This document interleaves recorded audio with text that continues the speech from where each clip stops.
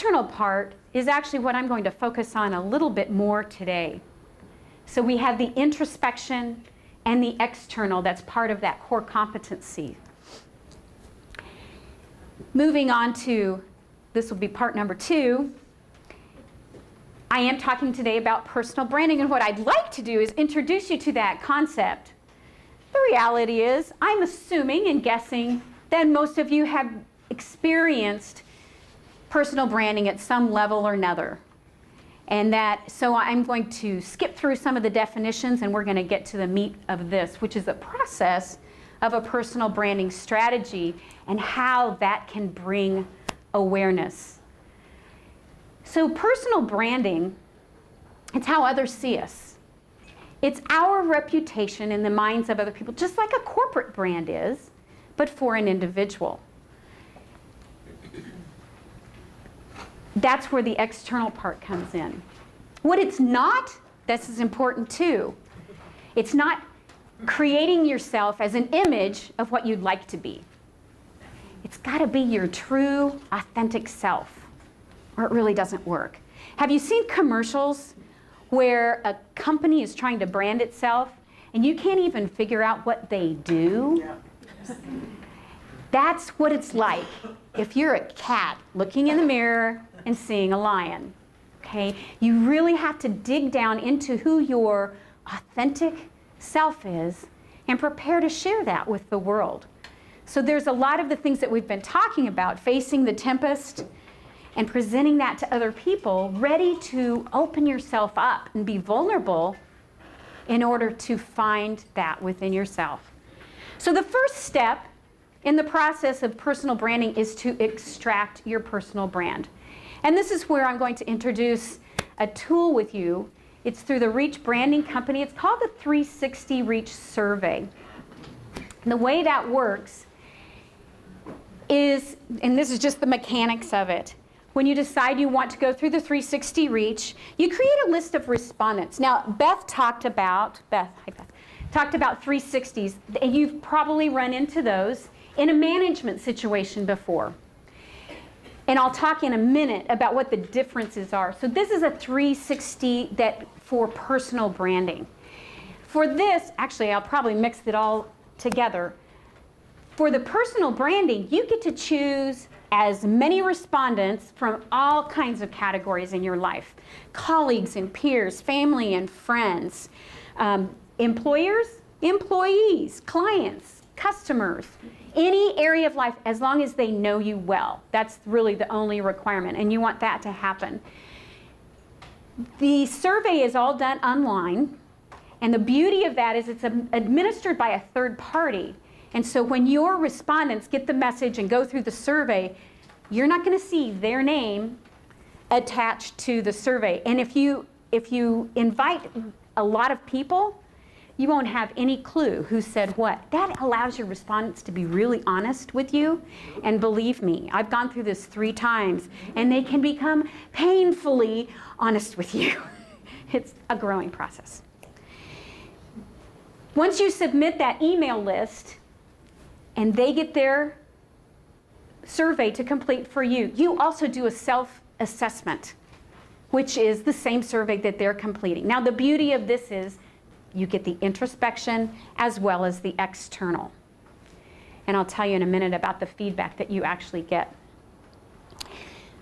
When you start going through the data, and if you're at a certain level with the report, they will deliver to you what your brand personas are, what leadership skill is seen in you, what your strengths are, what your top weaknesses. And there's some really cool projective exercises, and if I did this right, yes. You can choose what projective exercises to use. So one of them one of my favorites is, if Lynn were a dog, what kind of dog would she be and why? Now, of course, it doesn't matter what they put down for type of dog, and I will admit, this is my pug. No one ever called me a pug. Because pugs are charming and sociable. Well, not that I'm not charming and sociable, but I would get things like a golden retriever, reliable, there when you need them, ready to go on long walks. And trust me, my pug is never ready to go on a long walk. There's another one that is, if Lynn were a cereal, what kind of cereal would she be? You may not be surprised to find out I get lots of Rice Krispies. That snap, crackle, and pop that people see in me. And the third one is, if Lynn were a car, what kind of car would she be? Well, Lynn, they may not know this. This comes from my self-assessment. Lynn would not only be a Mini Cooper because she's compact and small, but she's zippy and she gets you where you want to go. But I would also choose a yellow Mini Cooper. So the important thing is not what they choose. It's the wording that they give you. Because the things that they say about you, you can then turn around and say, people have noted that I'm fun and sporty, that I'll get you where you want to go. So it's great verbiage, and again, it's external feedback. How to apply this? When you get your feedback, as I said earlier, you compare it with your self-assessment. You compare it with your self-assessment and you judge. Are they seeing me accurately? And I told you about the painful ones. I've had some, for example, someone called me arrogant. Yeah, and yeah, ouch. And there's some that, like, if she disapproves of you, she'll give you a dirty look. I swear I did not have my children respond to this survey. So that one really hurt, right? So you compare and you think, what's real? What's not? And then you decide, what do they really need to see about me? And there were some things, it's like, well, I see myself as international. Nobody had anything there about international, even though I've been to Russia a number of times, and people know that. It was never mentioned as part of my brand. So that's something I'm working on now, is to help people know my authentic self and what's really, not only what others should see, but what's valuable to me, what I'm passionate about. Now, I said something about the difference between the 360 reach for personal branding and the 360 reach that is often used in management. And here's a couple of the things. It's who you are. It's who you're being as opposed to what you do and what you're doing. And it goes into a lot of the things that you all said in that last panel. Kind of the difference between coaching to fix and coaching to help someone get better from an already positive place. So the second part of the process is to express your brand. You come up with your target audience, which is the perfect audience for you to work with, in as small an increment as you can possibly do, because then you can reach more people. You determine your personal branding statement, and you write your brand bio. And it has things in it like what you value, what you're passionate about, all those things that I said you want to express. You determine what the right communication channel is for your target audience, whether it's social media, maybe it's a one-to-one awareness and meeting people at a networking event.